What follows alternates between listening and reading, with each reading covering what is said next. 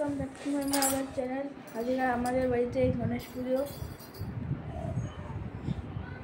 তো এইভাবে আমি ব্লগটা শুরু করছি। এদিকে আমার মা পুজো জোগাড় শুরু করে দিয়েছে। সকালবেলায় চলে এসেছে, আমি আসতে বলেছিলাম কারণ সকালবেলায় পুরোহিত মশাই চলে আসবেন।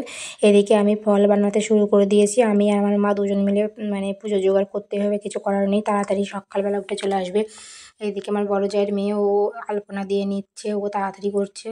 এদিকে আর আমরা ফল প্রসাদ বানিয়ে নিয়েছি। আর এই যে দেখো অনু দাদাকে আর আমাদের লক্ষ্মী ঠাকুরকে কেমন করে সাজিয়েছি, আর একটু মালা দিতে হবে। আর এদিকে আমার মা দুব্বগুলো ভালোভাবে ধুয়ে নিচ্ছে।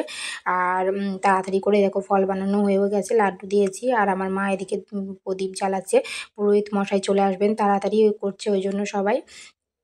এই দেখো কি সুন্দর লাগছে না? আমার তো খুব সুন্দর লাগছে গণেশ ঠাকুরকে। এই দেখো আমাদের পুরোহিত মশাই চলে এসেছেন, জোগাড় করছে। আর এদিকে দেখো আমার ছেলে নতুন জামা কাপড় পরে রেডি। আর পয়লা বৈশাখটা আমাদের একটু ভালো কাটেনি, কারণ আমার কর্তামশাইয়ের খুব শরীর খারাপ ছিল।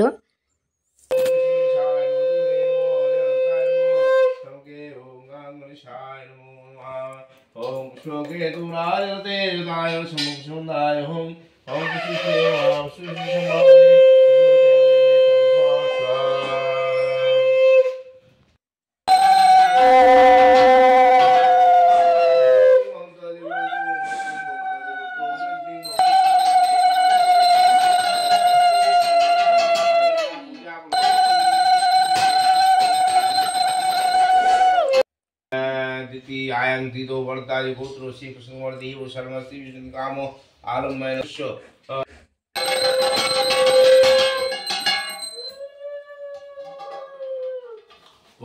এইদিকে দেখো গুড্ডি রানু চলে এসছে আমাদের বাড়ির পুজো দেখতে। এই দেখো সব ছেলেপেলে পুজো দেখছে ওরা। আর এদিকে আমাদের পুজো প্রায় কমপ্লিটের দিকে হয়ে এসছে। এই দেখো আরতি হচ্ছে, তারপর পুজো হয়ে যাবে। এই দেখো আমাদের পুরো পুজো রেডি কমপ্লিট একদম। কেমন লাগছে অবশ্যই কমেন্টে জানিও। আর আমরা বরাবরই আমাদের পয়লা বৈশাখের দিন পুজোটা করি। আর আমাদের হালখাতার দিন হয় আলাদা, সেটা আগের বছর তোমাদের সঙ্গে শেয়ার করেছি, এবারও শেয়ার করব। কিন্তু আমাদের পুজোটা আগের দিন হয়ে যায়। কেমন লাগছে সাজানোটা অবশ্যই আমাকে জানিও। আর এইদিকে দেখো আমার মা ঘরের ঠাকুরের জলও দিয়ে নিচ্ছে। আর দেখো সিংহাসনটা আমরা পালিশ করে নিয়ে এসেছি, কেমন লাগছে আমাকে অবশ্যই কমেন্টে জানিও। আর দেখো সিংহাসনটা কি সুন্দরভাবে আমার ছেলে সাজিয়েছে। তারপর দেখো আমি একটু ঠাকুরের প্রণামটা করে নিলাম। মা বলে প্রণাম করে নে। এই দেখো আমি একটু ভালোভাবে প্রণাম করে নিলাম। তারপর তোমরা দেখতে থাকো তাহলে। এই দেখো কি সুন্দরভাবে সাজিয়েছে রাধা গোবিন্দটা এরকম। আর আমার ছেলে এই দেখো এরকমভাবে সিংহাসনটা সাজিয়েছে। আর এই দেখো সিংহাসনের উপর এটা দিয়েছি, বজরংবলী দিয়েছি, তারপর শিব, তারপরে দুর্গা, এগুলো ছবি দিয়েছি। কেমন লাগছে অবশ্যই কমেন্টে জানিও। তারপর নতুন বছরে একটু তুলসী মন্দির একটু জল দিয়ে নিচ্ছি। আমাদের তুলসী মন্দিরটা ভালোভাবে করা হয়নি, কিন্তু এরকমভাবেই করা হয়েছে, তাই আমরা একটু ভালোভাবে আমি একটু জল দিয়ে নিলাম বছরের প্রথম দিন। আর দেখো আমাদের বাড়ির আমার ছোটো দেওররাও, ওরাও করেছিল পুজো। ওদেরও নতুন সিংহাসন কেনা হয়েছিল, তাই ওরাও পুজো করেছিল। তাই ওদের পুজোটাও তোমাদেরকে একটু দেখিয়ে দিলাম। আর তারপর আমার বড় জায়েরা ওরাও নিয়ে এসছে সিংহাসন, কিন্তু ওরা আজকে পুজো করেনি, ওরা এমনিই পুজো করেছে। আমি একটু সাজিয়ে দিলাম, আমি আর আমার মা। তা ওদেরও দোকান আছে, তো ওরাও হালখাতা করবে, সেদিন ওরা আবার পুজো করবে পুরোহিত মশাই নিয়ে এসে।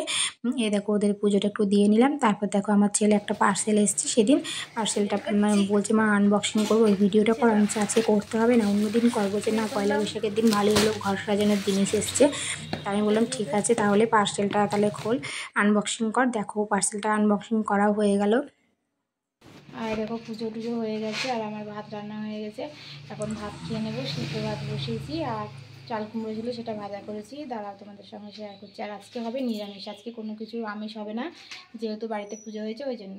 আর এদিকে দেখো সকালের মেনু হয়েছে চাল কুমড়ো ভাজা আর সিদ্ধ ভাত হয়েছে। দেখো মা সবজি কেটে নিচ্ছে, আজকে মেনুটা হবে নিরামিষ, যেহেতু বাড়ির পুজো হয়েছে। এ দেখো লাল শাক হবে উচ্ছে দিয়ে, আর কুমড়ো দিয়ে ডাঁটা দিয়ে একটা তরকারি হবে, আর পটল দিয়ে। আর কি হবে দাঁড়াও দেখাচ্ছি। আর এই যে স্পেশাল পনির, নিরামিষ মানেই পনিরের তরকারি। এই যে পনিরের তরকারি রান্না হবে আজকে। রান্না শুরু করে দিই তাড়াতাড়ি করে। এইদিকে দেখো পনির রান্না করছি, দেখো পনির ভাজা হয়ে গেছে। এ দেখো পনির ভাজছি। আর এইদিকে পনিরটা আমার রান্না হয়ে গেছে, একটু আদা বাটা আর পোস্ত বাটা দিয়ে পনিরটা রান্না করে নিচ্ছি, যেহেতু বললাম আজকে নিরামিষ হবে। আমার বাবা মা সবাই এসেছিলো, আসতে বলেছিলাম বাবা মাকে। আর এদিকের একটা ঘটনা দেখো, আমার মায়ের সঙ্গে গল্প করছে, কারণ ও তো দিদুন আসে না ওদের বাড়িতে, ওই যায়, তাই গল্প করছে। আর এদিকে দেখো আমাদের দুপুরের মেনু পনিরের তরকারি, চাটনি, তারপর শাক ভাজা আর একটা চচ্চড়ি তরকারি হয়েছে, আর কিছু হয়নি। তারপর দেখো দুপুরের খাওয়া দাওয়া করে আমার বাবা মা চলে গেছে, আর আমরা তিনজন রেডি হয়ে নিয়েছি। দেখো আমার কর্তামশাইয়ের মুখটা কেমন লাগছে, ওর শরীরটা তো খারাপ, তাই জন্য এবার কি বলতো, তার শরীর খারাপ, তাই বলে হালখাতা তো করতে যেতে হবে, তাই হালখাতা করতে যাচ্ছি আমরা। আর এই দেখো রাস্তায় চলে এসেছি, দেখেছো আজকে কিন্তু রাস্তায় প্রচণ্ড পরিমাণে ভিড়, মনে হচ্ছে দুর্গাপুজো, কিন্তু সে তো না, আজকে পয়লা বৈশাখ, সবাই তো বার হবেই বলো, শুধু কি আমরা বার হবো? যাই হোক চলো হালখাতা করতে যাই। আজকে আমাদের ওই সোনার দোকানে হালখাতা আছে। দেখো আমরা চলে এসেছি সোনার দোকানে, আমার মা এসেছিলো, আমার মা, বাবা, আমি, আমার কর্তামশাই, আমার ছেলে এসেছিলাম। আর এই দেখো এখানে ফুচকা দিচ্ছে, আমার ছেলে দাঁড়িয়ে পড়েছে ফুচকা খাবে বলে, আমি আর আমার কর্তামশাই খাইনি, যেহেতু আমার কর্তামশাইয়ের শরীরটা খারাপ। আর এইদিকে দেখো আমি আর ও দাঁড়িয়ে আছি দুজন মিলে। আর শুধু ফুচকা দেয়নি, এখানে সিঙ্গারা দিয়েছিল আর কোল্ড ড্রিঙ্কস দিয়েছিল, সেটাও আমার ছেলে খেয়ে নিল একটু। খুব ভালো লাগছে, কিন্তু অন্য দিনের তুলনায় আজকের একটু ভিডিওটা আলাদা হলো, তাই না বলো? আর এদিকে দেখো সিঙ্গারা টিঙ্গারা সমস্ত কিছু রয়েছে, সেটা তোমাদেরকে দেখালাম। আর আমি আর আমার কর্তামশাই তো বসেই আছি, আমার মাটা আসার অপেক্ষায়। আমার মা তারপরে চলে এসেছিলো, এই দেখো।